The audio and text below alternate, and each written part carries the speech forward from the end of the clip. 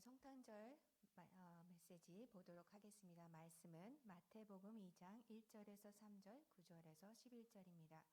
우리가 다 같이 한 목소리로 말씀 봉독하도록 하겠습니다.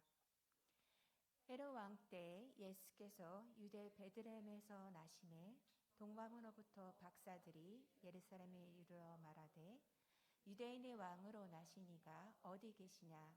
우리가 동방에서 그의 별을 보고 그에게 경배하러 왔노라 하니 헤롯 왕과 온 예루살렘이 듣고 소동한지라. 박사들이 왕의 말을 듣고 갈새 동방에서 보던 그 별이 문득 앞서 인도하여 가다가 악이 있는 곳 위에 머물러 서 있는지라. 그들이 별을 보고 매우 크게 기뻐하더라. 집에 들어가 아기와 그의 어머니 마리아가 함께 있는 것을 보고 엎드려 아기께 경배하고 보배압을 열어 황금과 유향과 모략을 예물로 드리니라. 아멘. 이 시간에 신승미 전사님께서 그리스도를 향하여 라는 제목으로 말씀 전해 주시겠습니다.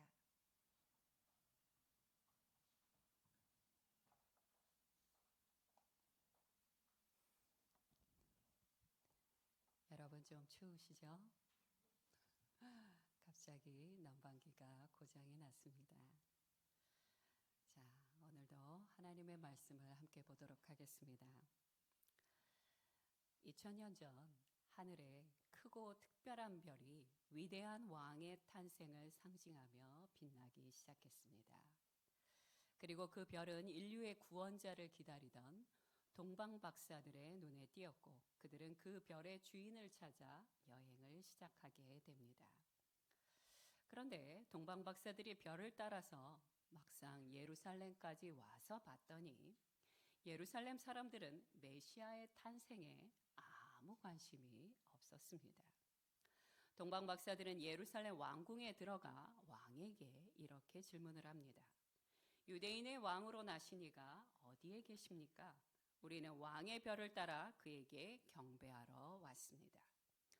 동방 박사들의 말을 들은 헤롯 왕과 신하들은 깜짝 놀라게 됩니다. 뭐라고요? 여기 왕이 있는데, 내가 왕인데 또 다른 왕이 태어났다고요? 새로운 왕이 태어난다는 말에 당황하고 놀란 헤롯 왕과 신하들은 부랴부랴 그제서야 구약의 예언서들을 살펴보기 시작합니다. 마태복음 2장 4절부터 6절까지의 말씀을 함께 읽도록 하겠습니다. 시작. 왕이 모든 대제사장과 백성의 서기관들을 모아 그리스도가 어디서 나겠느냐 물으니 이르되 유대 베들레헴이오니 이는 선지자로 이렇게 기록된 바. 또 유대 땅 베들레헴아 너는 유대 고을 중에서 가장 작지 아니하도다. 내게서 한 다스리는 자가 나와서 내 백성 이스라엘의 목자가 되리라 하였음이니라. 아마도 헤롯 왕은 이런 생각을 했을 것입니다. 베들레헴에서 왕이 태어난다고? 다스리는 자가 태어난다고? 성경에 이런 말씀이 있었다니. 성경 말씀이 없던 동방 박사들은 하나님의 인도하심을 따라 그리스도를 향하여 예루살렘에 왔고요. 말씀은 있으나 관심이 없던 예루살렘 사람들은 동방 박사를 통해서 뒤늦게 메시아의 탄생을 알게 됩니다. 이것을 통해서 알 수 있는 것은 무엇입니까? 결국 하나님의 말씀은 우리가 어떤 태도, 어떤 동기로 대하느냐에 따라 각 사람에게 다르게 역사된다는 것을 말씀해 주고 계십니다. 데살로니가전서 2장 13절 말씀을 함께 보도록 하겠습니다. 시작. 하나님의 말씀을 받을 때 사람의 말로 받지 아니하고 하나님의 말씀으로 받음이니 진실로 그러하도다. 이 말씀이 또한 너희 믿는 가운데에서 역사하느니라. 아멘. 각 가정마다 성경이 있을 수 있고요. 여러분이 갖고 계시는 스마트폰마다 성경 앱을 갖고 계실지도 모르지만 그러나 하나님의 말씀을 진중하게 대하고 그것을 믿음으로 받는 자에게 하나님의 말씀이 응하게 되는 것입니다. 우리가 동일한 말씀을 같은 공간, 같은 내용으로 들었다 하더라도 말씀이 역사하시는 그 폭과 깊이와 높이는 언제나 다른 것입니다.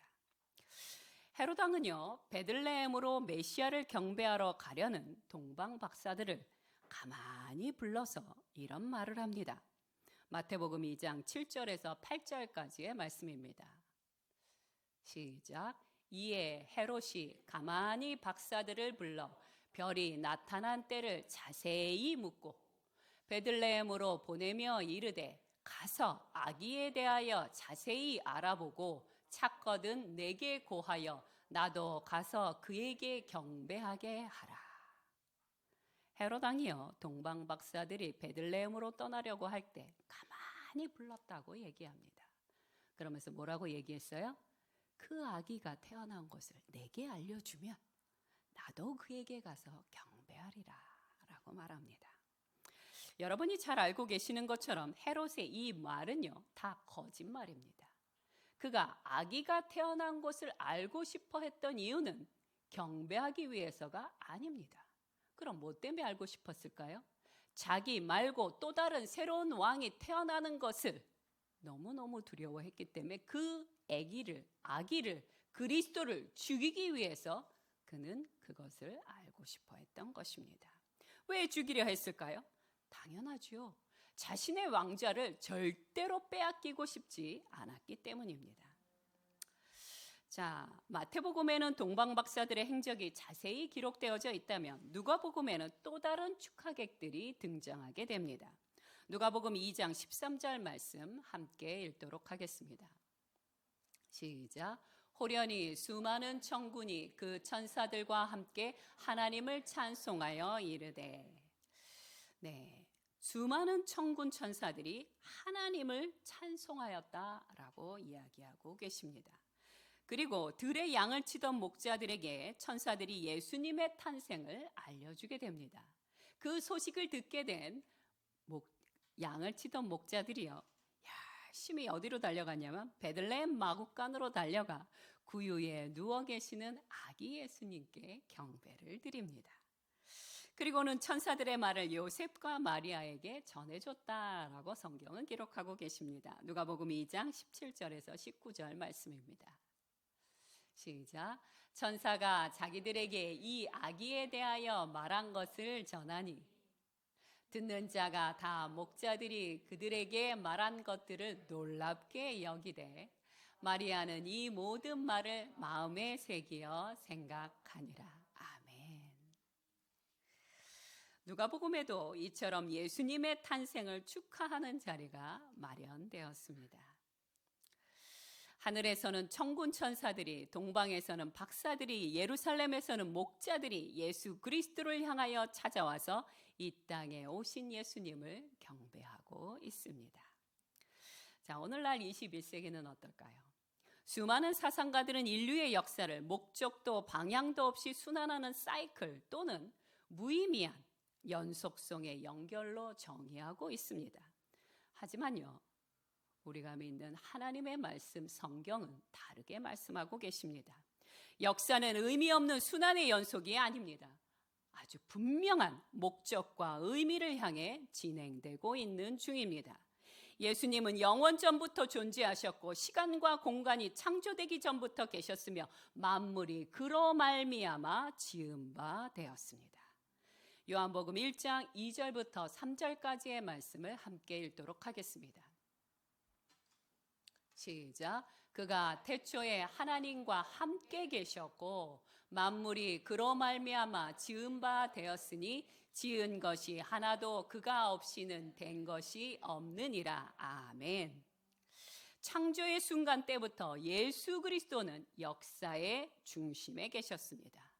그리고 아담과 하와가 죄를 짓게 되어 에덴에서 쫓겨나 죽게 되었을 때 하나님께서는 그들에게 아주 중요한 약속을 하고 계십니다.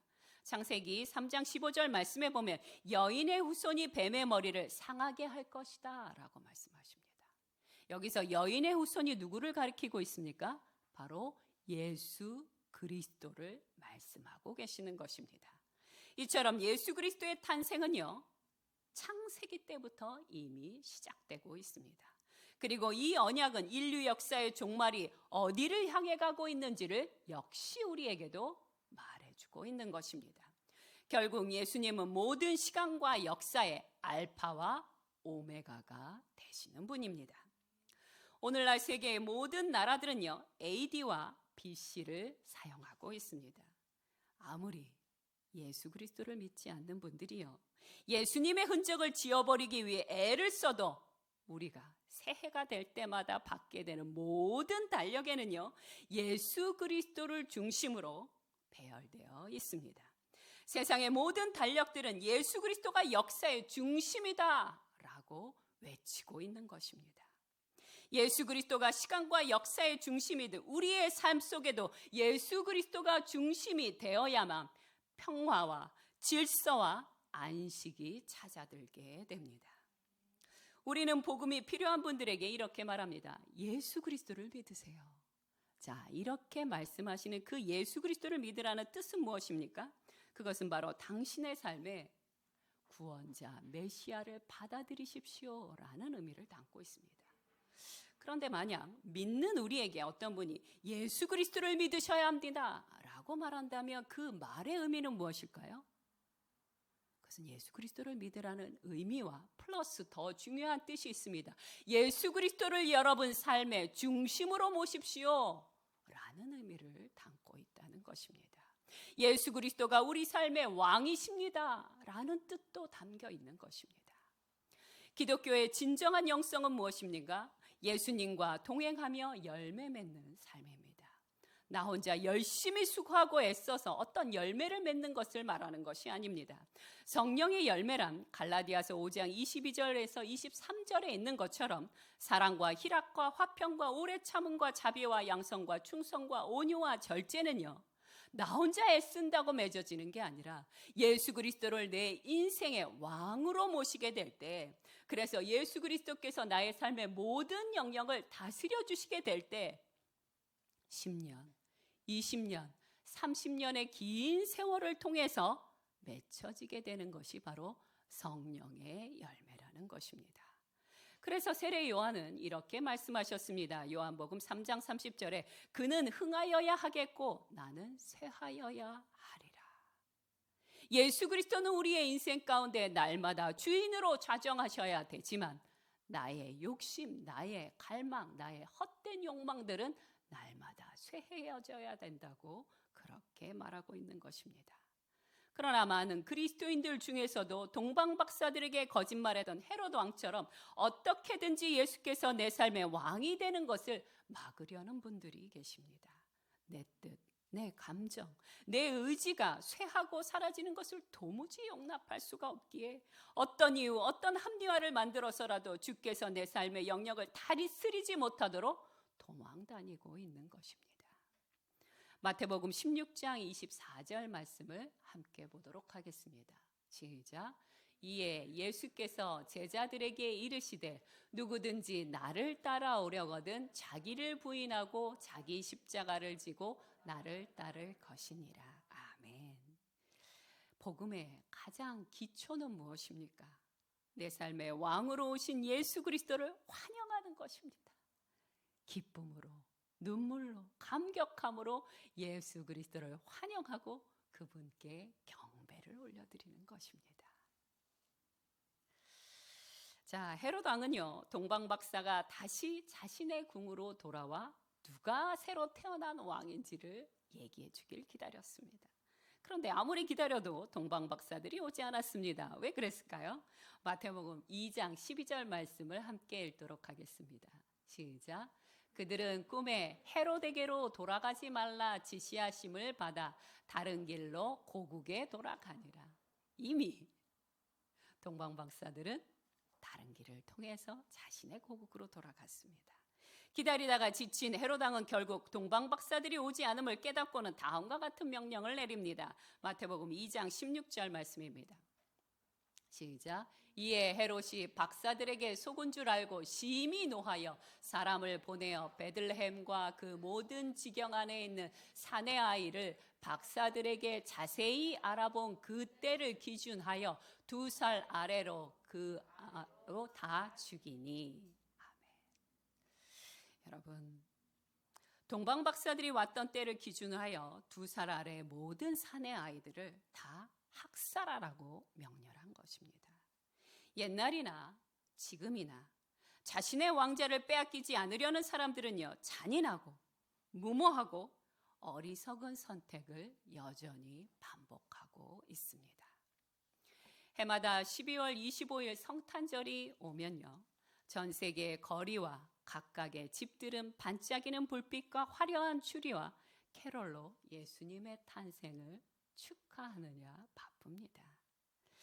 2021년을 살고 있는 우리도 동방 박사들처럼, 그리고 양을 치던 목자들처럼 예수 그리스도를 향하여 찾아가서 이 땅에 오신 그분께 경배를 드려야 합니다. 어떻게 경배 드려야 할까요? 우리는 어떻게 경배를 드려야 할까요? 간단합니다. 내 삶의 모든 것을 다스리실 수 있도록 오늘도 예수 그리스도가 왕이심을 고백하시면 됩니다. 그리고 그렇게 오신 왕 대신 예수님을 축하하고 기뻐하며 여러분의 가족과 여러분의 이웃과 옆에 계신 성도님들과 축하하면 되는 것입니다. 오늘 하루 사랑하는 여러분의 가족을 향하여, 그리고 동료들을 향하여 따뜻한 말을 주고받으며 작은 선물을 주고받으며 예수님의 탄생을 축하하는 자리를 꼭 마련하시기 바랍니다. 함께 기도드리겠습니다.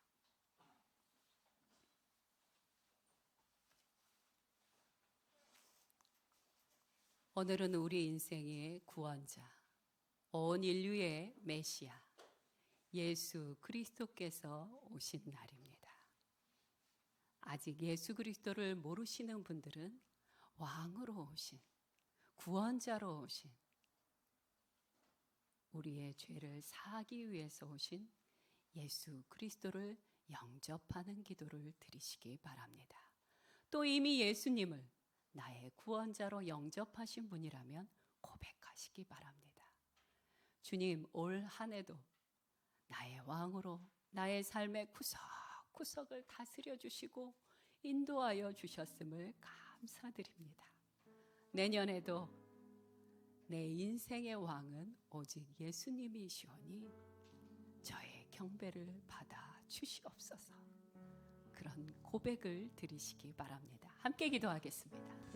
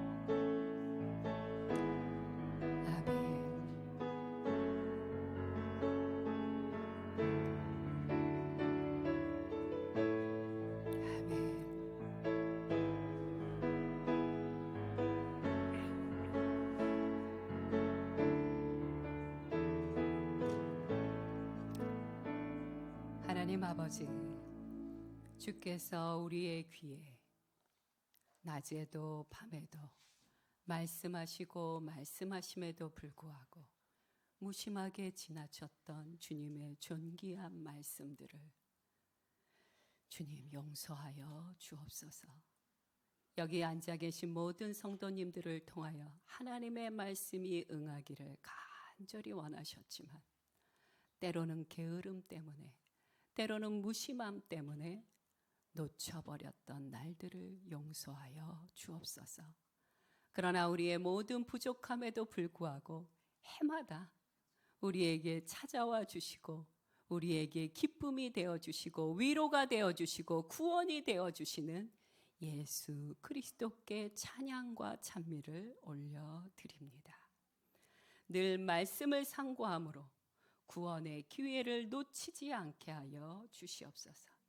혹여라도 우리의 무심함 때문에 놓쳤더라도 동방박사와 같은 분들을 통해 깨닫게 하여 주시옵시고 그제라도 알았다면 열심히 속히 달려가 주님께 경배하게 하여 주시옵소서. 그러므로 말미암아 지금부터 영원까지 우리 삶의 왕으로 다스려 주옵소서.